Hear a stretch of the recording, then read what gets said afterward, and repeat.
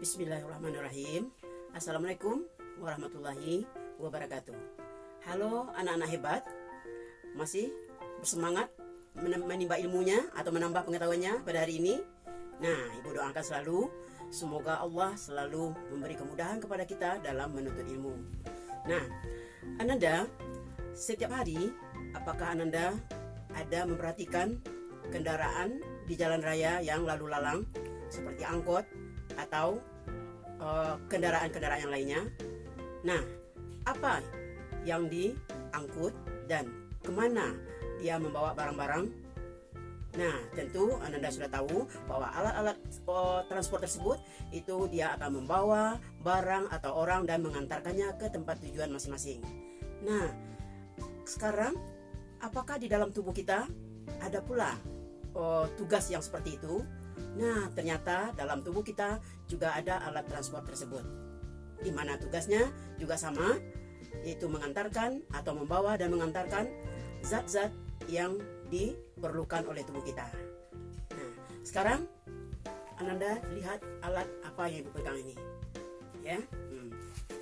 Ananda kenal dengan alat-alat ini atau sudah pernah menggunakan alat ini atau dipakaikan oleh perawat untuk mengukur sesuatu pada tubuh Ananda? Nah, apa namanya? Nah, adakah hubungan alat ini dengan sistem peredaran darah pada tubuh kita? Nah, untuk memahaminya, mari kita masuki pembelajaran kita hari ini yang judulnya Sistem Peredaran Darah pada Manusia.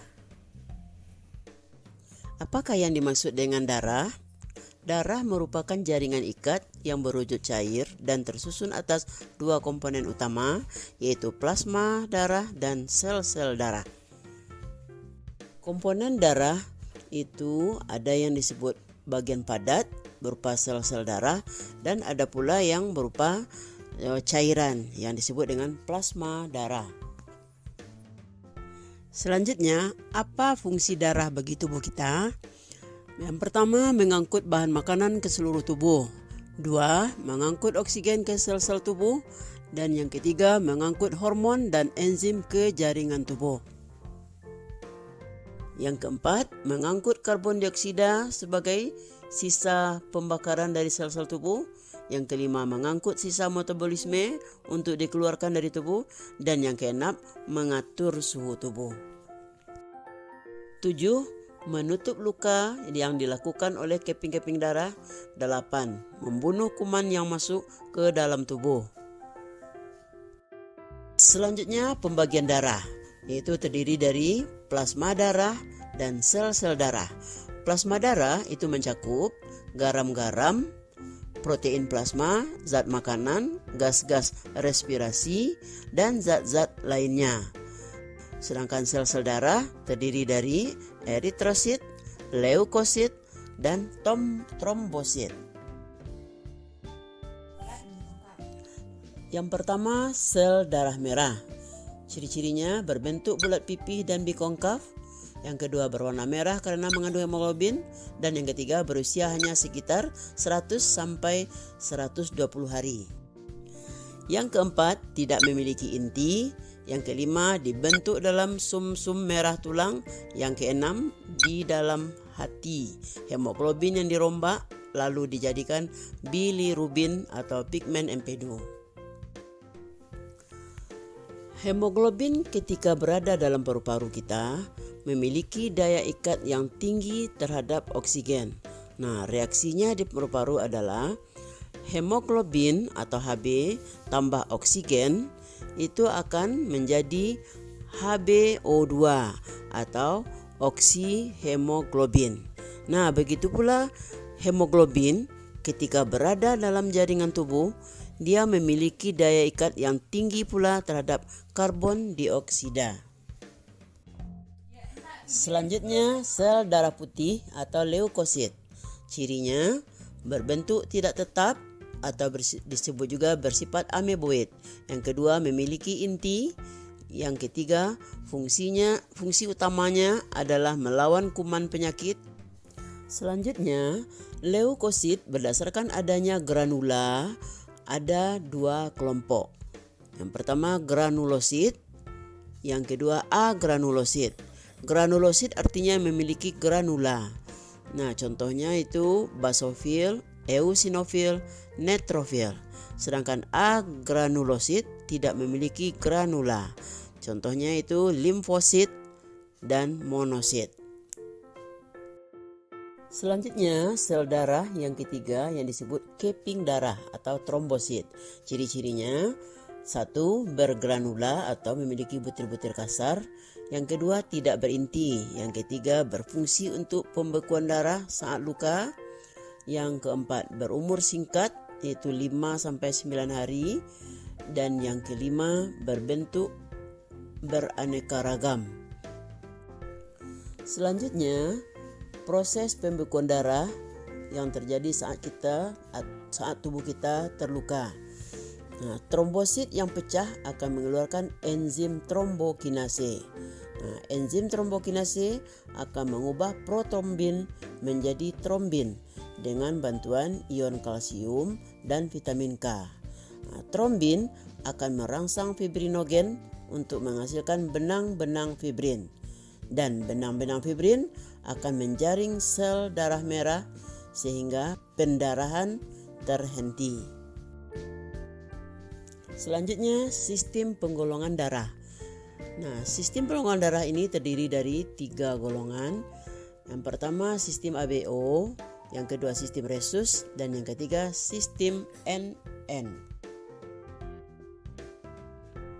Berdasarkan sistem ABO, seorang dokter kelahiran Wina, Austria bernama Karl Landsteiner menggolongkan darah manusia atas 4 golongan, yaitu A, B, AB, dan O. Nah, penggolongan ini didasarkan atas adanya aglutinogen dalam sel darah merahnya dan aglutinin dalam plasma darahnya. Selanjutnya, tabel golongan darah. Nah, golongan darah A itu sel darahnya mengandung aglutinogen A. Sedangkan dalam plasma darahnya terdapat aglutinin B. Sedangkan orang golongan darah B, sel darahnya mengandung aglutinogen B dan plasma darahnya mengandung aglutinin A. Orang golongan darah AB, sel darahnya mengandung A dan B aglutinogennya. Sedangkan plasma darahnya tidak ada mengandung aglutinin A dan B. Nah, orang golongan darah O itu sel darahnya tidak mengandung aglutinogen, baik A ataupun B. Sedangkan plasma darahnya mengandung aglutinin A dan B. Nah, orang golongan darah A dapat menerima darah dari golongan A dan O. Golongan darah B dapat menerima darah dari golongan B dan O. Golongan darah AB dapat menerima darah dari golongan darah A, B, AB, dan O. Golongan darah O itu dapat menerima darah dari golongan O. Nah, yang memberikan darah itu disebut donor, sedangkan yang menerima darah disebut resipien. Nah, di sini golongan darah O disebut donor universal atau pemberi umum. Sedangkan golongan darah AB disebut resipien universal, artinya si penerima umum, bisa menerima dari semua golongan darah. Selanjutnya, kenapa darah dapat mengalir dalam tubuh kita? Nah, ini berkat jasanya jantung. Ya, di mana di sini jantunglah yang mendorong atau memompa darah sehingga dapat mengalir ke seluruh tubuh. Nah, apa peranan jantung di sini dan apa ciri-cirinya?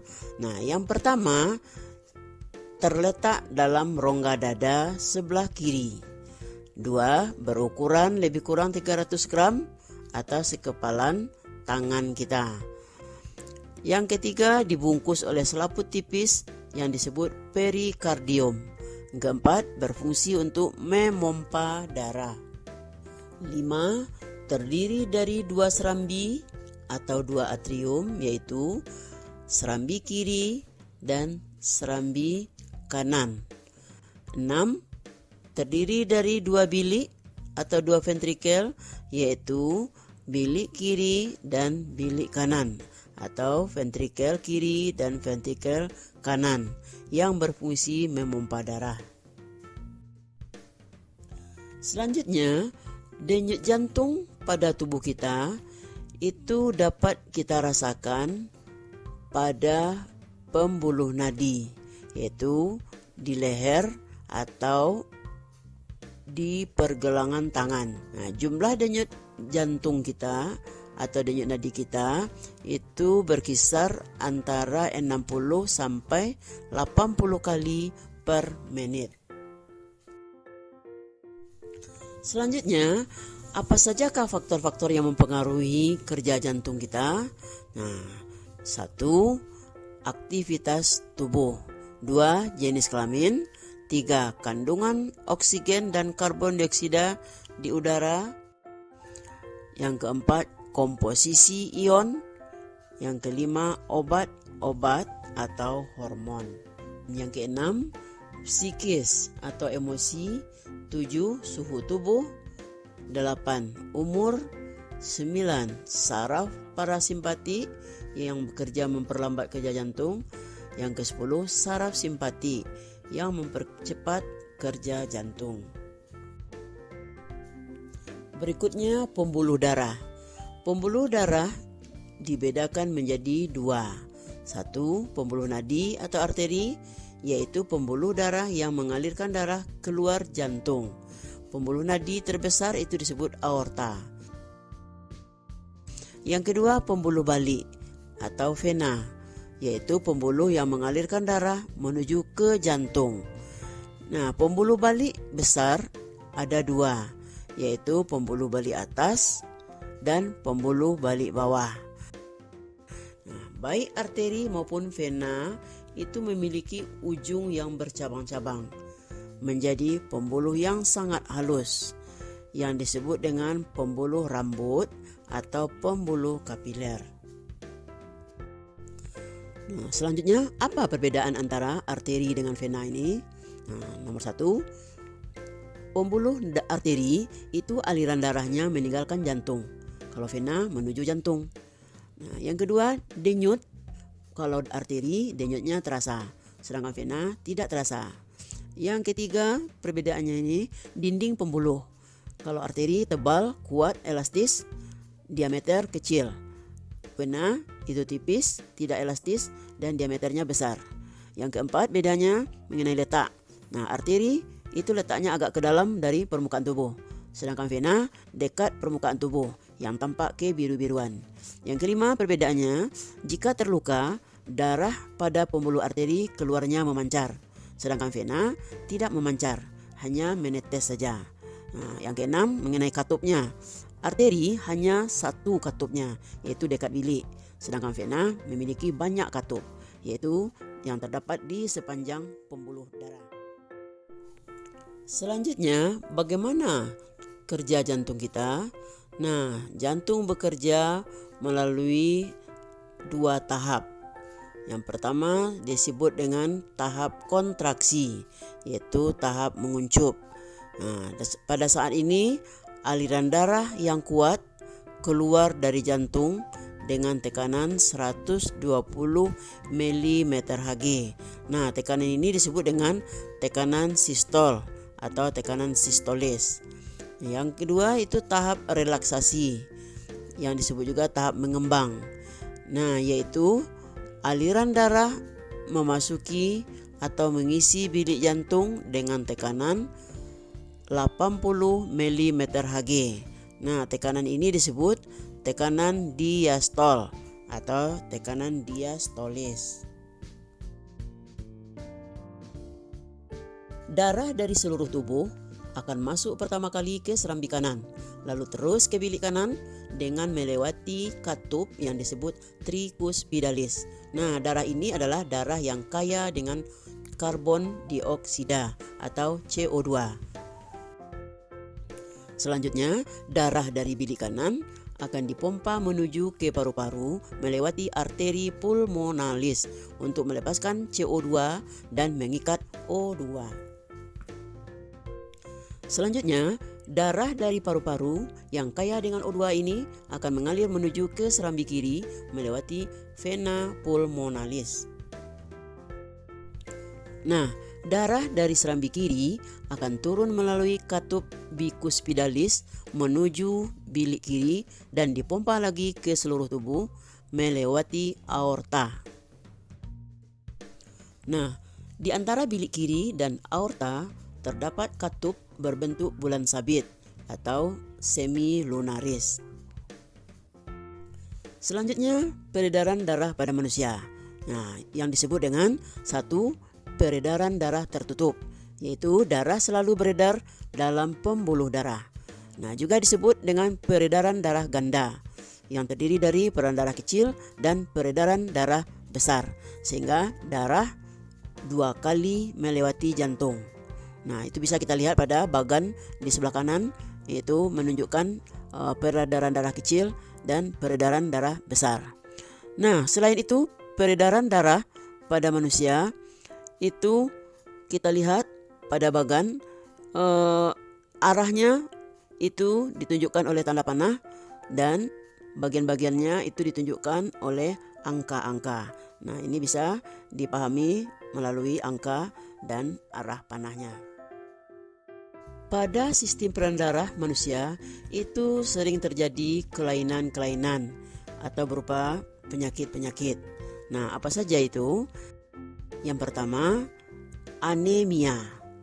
Nah, yaitu penyakit kekurangan sel darah merah.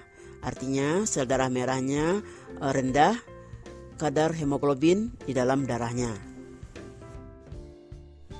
Nah, kelainan yang kedua yang disebut dengan arteriosklerosis, yaitu penimbunan zat kapur di dinding arteri dan menyebabkan arteri tersumbat dan pecah.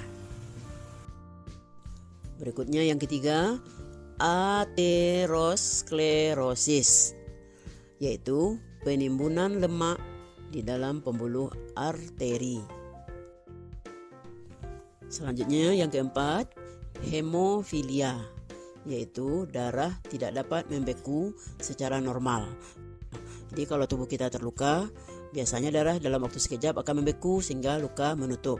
Nah, bagi orang penderita hemofilia, itu darahnya tidak cepat membeku, sehingga ini berbahaya. Kalau terjadi luka besar, itu banyak kehilangan darah. Yang kelima, hipertensi, yaitu tekanan darah sistol lebih tinggi dari 150 mm/Hg dan diastol lebih tinggi dari 90 mm/Hg. Nah, dengan apa bisa kita ukur tekanan darah ini? Yaitu dengan menggunakan alat yang disebut tensimeter atau sphygmomanometer. Nah, selanjutnya yang keenam, hipotensi. Nah, ini lawan dari hipertensi, yaitu penyakit tekanan darah rendah yang disebabkan oleh pendarahan atau dietnya yang terlalu ketat. Nah, selanjutnya yang ketujuh yaitu jantung koroner. Nah, apa itu? Yaitu penyakit di mana arteri koronaria tidak dapat menyuplai darah yang cukup ke jantung karena terhalang oleh plak, lemak, dan kolesterol. Nomor 8 yaitu leukemia, yang sering juga kita sebut dengan kanker darah, yaitu jumlah sel darah putih meningkat secara tidak terkendali sehingga memakan sel darah merah. Nah, selanjutnya kelainan pada sistem peredaran darah yang ke-9 yaitu stroke, yaitu kelumpuhan yang disebabkan penyumbatan atau pecahnya pembuluh darah di otak. Berikut yang ke-10 yang disebut dengan talasemia.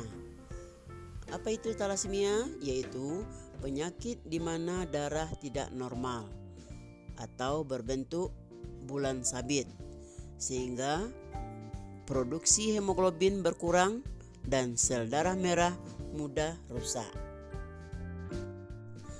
Berikutnya yang ke-11 yang disebut dengan varises.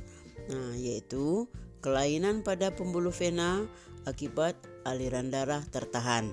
Nah, biasanya ini dialami oleh orang yang berdirinya terlalu lama atau orang yang habis olahraga kakinya langsung dilipat padahal darahnya mengalir kencang. Nah, ini akan melebar pembuluh darah di daerah kaki, itu pembuluh vena. Oke. Nah, berikut ini upaya menjaga kesehatan sistem peredaran darah. 1. Hindari makanan yang mengandung lemak jenuh tinggi. Yang kedua, hindari makanan yang terlalu banyak mengandung garam dan gula. 3. Hindari mengkonsumsi alkohol dan rokok. 4. Selalu memperhatikan makanan yang sehat dan seimbang. 5. Menjaga keseimbangan antara kerja dan istirahat. 6. Berolahraga secara rutin dan teratur. Dan yang ketujuh, selalu optimis dan berpikir positif dalam kehidupan.